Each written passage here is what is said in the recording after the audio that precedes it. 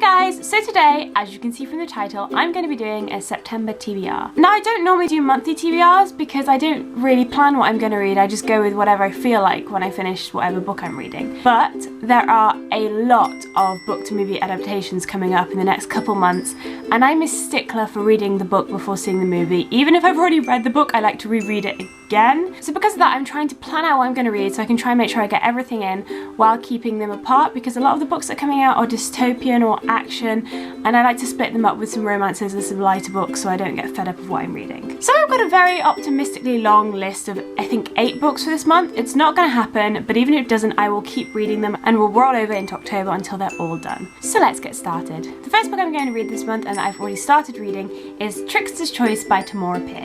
This is the first in a duology, and it is set in Tamora Pierce's world of Tortal. If you haven't read Tamora Pierce's books, they're set in a fictional, fantasy, medieval type world, and it's about knights and mages, and it's really, really good. It's a really detailed universe that I love. This book is about the daughter of one of the other main characters. Her name's Ali, and at the start of the book she gets captured and sold into slavery. Tamora Pierce's books are always really fun, and they're also a really easy read because they're kind of middle grade age. I'm enjoying this book, and I love that she kind of does cameos of other characters from other series, so you get to see what they're doing when their book has ended, which is kind of, I guess, like Stephanie Perkins. Talking of Stephanie Perkins, the next book on my list is Anna and the French Kiss by Stephanie Perkins. I've already read Lola, and it was incredible, and I know I have to read Anna and the French Kiss because I read it out of order.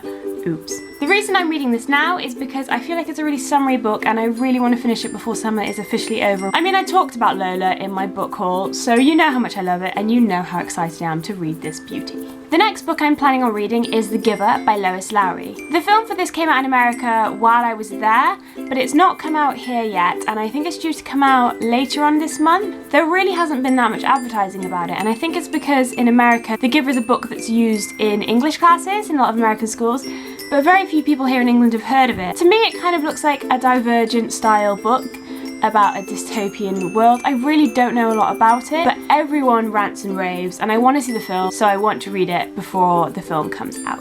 The book I'll read after that is Where I Went by Gayle Forman. This is the second book in the If I Stay series. It is a story of what happens after If I Stay. I don't want to give any spoilers because I don't want to ruin it for anyone who's not read it or seen the film yet, but If I Stay kind of ends very abruptly. And I've read it before, I've read it twice now, and I was always like, oh, I wish I knew what happened after, I wonder what happens in their lives. I didn't know there was a second book. I found this out really recently. So I want to read it, but I want to read it after I've seen If I Stay, the film, because I don't want there to be a clash. I want to watch If I Stay as its own thing and then move on to the next one. Hopefully, by the time I get around to reading Where She Went, I will have already seen If I Stay, which I plan to see maybe this week. The next book is Gone Girl by Gillian Flynn. I know, it was on my TBR shame list and I said I would read it this summer. However, the copy that my family had somehow got lost, so I haven't been able to read it, which means I'm in kind of a time crunch now because the film comes out next month, and as I've said, I will not see a film before I've read the book. So yes, I will finally buy my own copy of Gone Girl this month and read it. The next book I want to read is Cyrano by Geraldine McCaughrean. This is a really short, as you can see, middle grade romance based on the story of Cyrano de Bergerac. The story is about Cyrano, who is in love with the beautiful Roxanne, but she doesn't love him back because he has a big nose. That sounds like a really stupid premise of the story, but if you know anything about Cyrano de Bergerac, you will understand. The reason I want to read this month is because I actually read it when I was younger, and I absolutely adored the story. Then it disappeared, and for years I couldn't find it. Then I found out that my sister had borrowed it and lent it to a friend who had lost it, which is like a common occurrence. So she bought me a copy, reread it, and then gave it back. So now it's my turn to reread it. I want to reread it because I'm reading a lot of heavy dystopian or action novels this month, and I think it would be nice to have a quick break from all of those. The final book I want to read of this month, but let's face it, I will probably read at the start of October, is The Maze Runner by James Dashner, another book to movie adaptation. I've already read this, but I haven't read it for about 2 years and can't remember the story very well. So I'll be reading it before the film comes out next month.